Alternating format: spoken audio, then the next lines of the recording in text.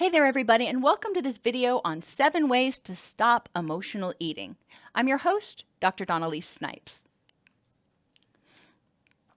Emotional eating means eating for non-hunger reasons, including boredom, anger, depression, guilt, grief, etc. Emotional eating is not about getting too hungry and binging or eating too much because it's yummy. Those are different issues. People who eat too much because they just love food, that might not even be a problem for them.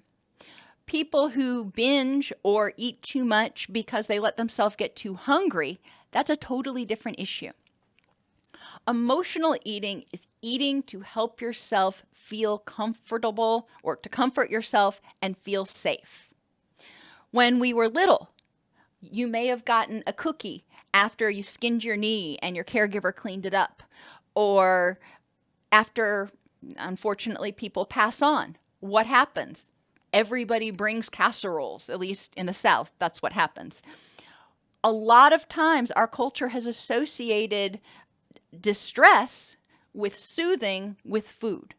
And people can carry that on into adulthood if they don't learn other coping mechanisms that are at least as useful. So what are some of these coping mechanisms or tools that you can use to stop emotional eating? The first one is what I call a mindfulness journal, or you can call it a nutrition journal or whatever you want. The purpose of this is to put some time between the craving or the urge to eat and when you're eating. Put some time between the emotion and help you get into your wise mind so you can make a conscious decision about whether you actually want to eat or you need something else. So in the mindfulness journal, you're going to identify when it was, what time of day. Why are you wanting to eat? If you're hungry, great. If you're sad, if you're bored, if you're just craving something, okay, put that there. What do you want to eat? This will give you an idea if you're noticing that you're regularly craving salty foods. That may give you an indication about a underlying nutritional deficiency. It may not. You may just crave salty foods when you get anxious, but it's helpful to look at patterns.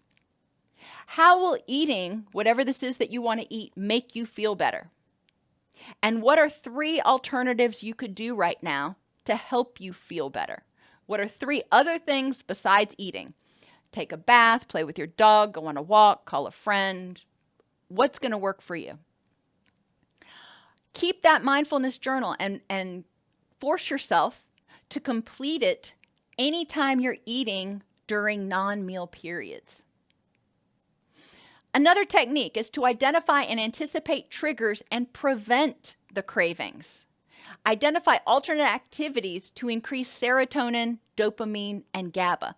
When we eat, especially high-fat, high-sugar foods, it causes our body to surge serotonin, dopamine, and sometimes GABA, sometimes endorphins. So it gives us this feeling of pleasure. It gives us a feeling of contentment in some ways.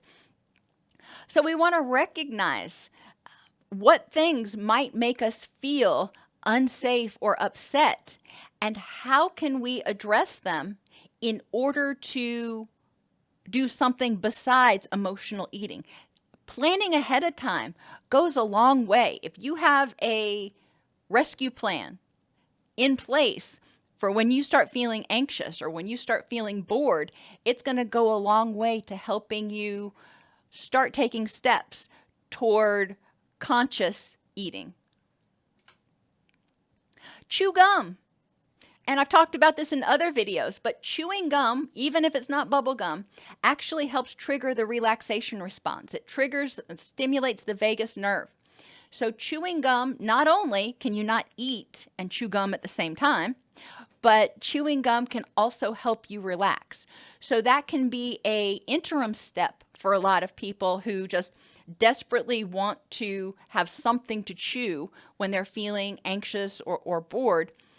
If they chew on the gum, it gives them a flavor to focus on and it helps stimulate that vagus nerve. Remove temptation, so you're forced to choose a different behavior. If you tend to emotionally eat junk food, then try not to keep junk food in the house, or at least keep it somewhere where it's harder to get to, so it's not just sitting right out on the counter where you see it every time you walk into the kitchen. Start training yourself to only eat off a plate, sitting down at the table, not out of the bag, not standing at the pass-through, and not on the sofa. You're going to sit down at the table and put food on a plate, and that's what you're going to focus on eating. When you start doing that, then sometimes when you're tempted to emotionally eat, you're like, okay, I've got to put it on a plate and sit down, and I don't really want to sit at the table right now. I'd rather be in bed or on the couch. So do I really want food that bad?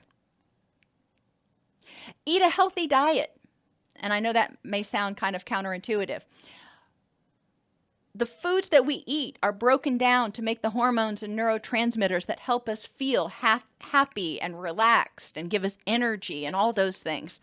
If you're not eating a healthy diet, then you're more likely to have an imbalance in your neurotransmitters, which may make you more predisposed to being emotional and engaging in emotional eating. And finally, reduce your overall stress level to reduce dysregulation.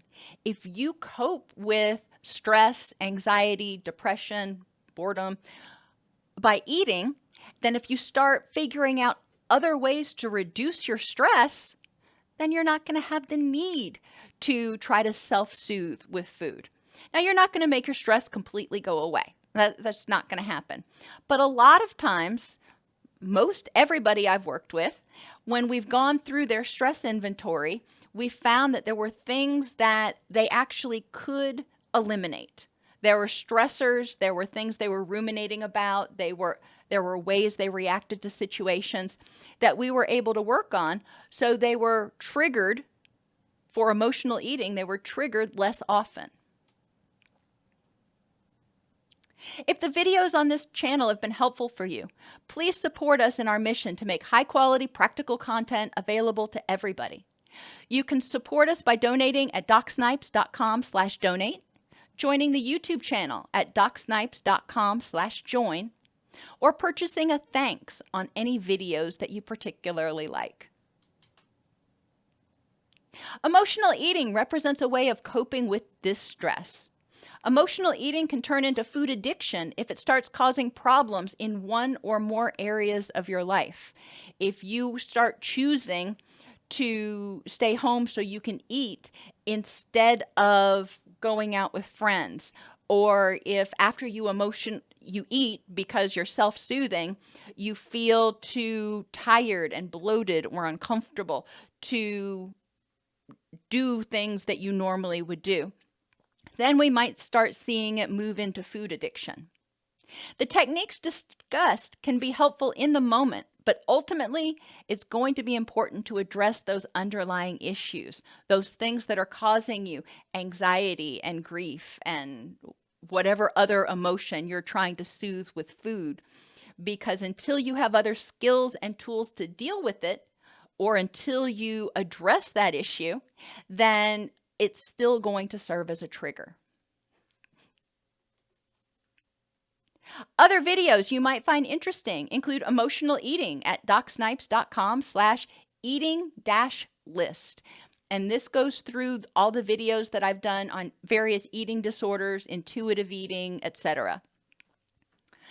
A lot of people emotionally eat because they have a high level of anxiety. And if that's you, check out the list docsnipes.com/anxiety-master. That will take you to a master list of videos on anxiety treatment. And if you're a counselor, there's a CEU course on emotional eating at allceus.com/eating-CEU.